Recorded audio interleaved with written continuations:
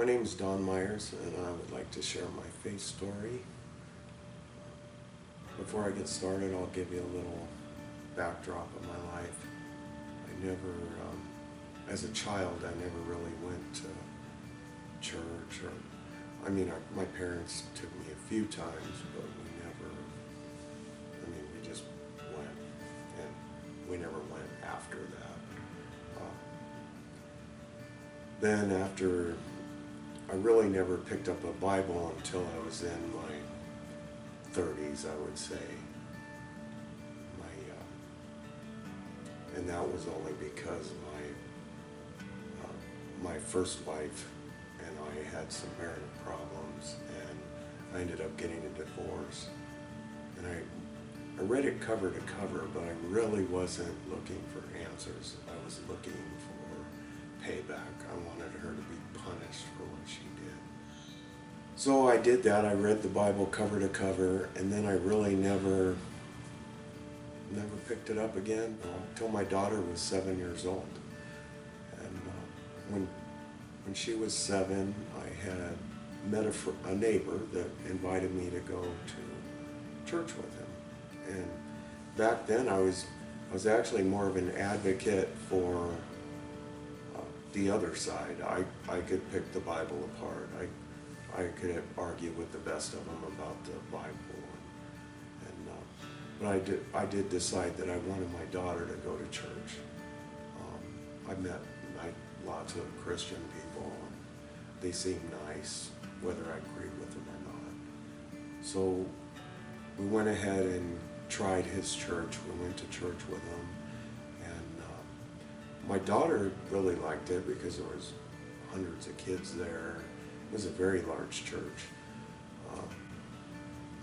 We probably tried it for like 6 months or so, and then I gave up. I got too busy with work. My business was more important, so I had to work a lot of weekends, and then I just flat quit again. And I would say I was really, it wasn't that I didn't believe in God, but looking back now, I would say I was probably a non-believer, because I would still, when hard times came, I would still, ask God, if you really exist, just help me through this, And I always made it through, but I credited myself. I didn't credit God or Jesus for helping me through those because I didn't follow the faith. So I just took it on myself. I did it, I met my current wife, Nancy, and we talked, and my daughter wanted to go back to church, and so did I. And so my wife and I decided to try going back to church again. And we went back to the same church, this very large church. It was comfortable for us because it was so large that we could get lost in there. We didn't have to worry about people judging us, or we didn't have to get outside our comfort level. We didn't even tithe. We just snuck in. We kind of tiptoed into our faith. But slowly I learned things, so that's why I say I tiptoed. Slowly I learned things that helped me with my walk, even though I didn't know it at the time. We started to become more involved with the church. We joined prayer groups, and the children's ministry, we started teaching in that. We felt like we had become a part of this church. I started, paying attention to the things that I was supposed to do, like praying more often. And one of the things I decided to do from one of these prayer groups was we decided my prayer time was on my way to work every day in my truck. And I did that for a long time. They were pretty much just humdrum prayers. In fact, I had noticed that one day my prayers had become stagnant. they were the same exact prayers every day. God, help me get through this day, you know. Don't let me choke the guy next to me in traffic.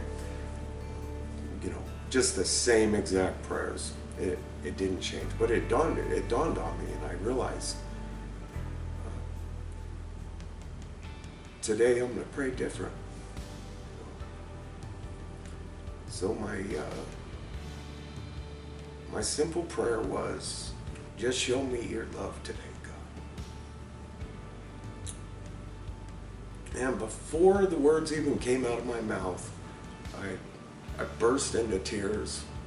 I was sobbing like a little baby, right on I-25, driving in traffic where God and everybody could see me, which is not normal for me. It wasn't the emotion, it was like my body couldn't handle his love. So, but it wasn't the emotion was the main part of that. The main part was that God said, he answered all my prayers. Do you exist? From that moment on, I believe there's God. There's zero doubt, and that he loves me. I would like to challenge my friends and family,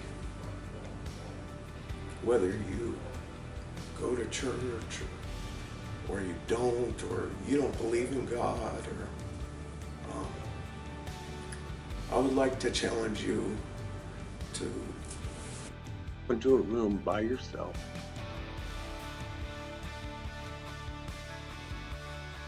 You know, hold your hands out to God.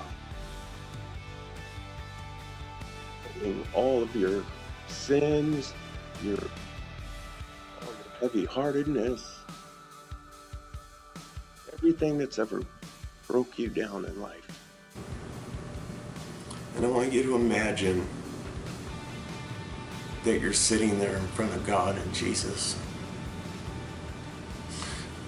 and you hold it up and you offer it to God.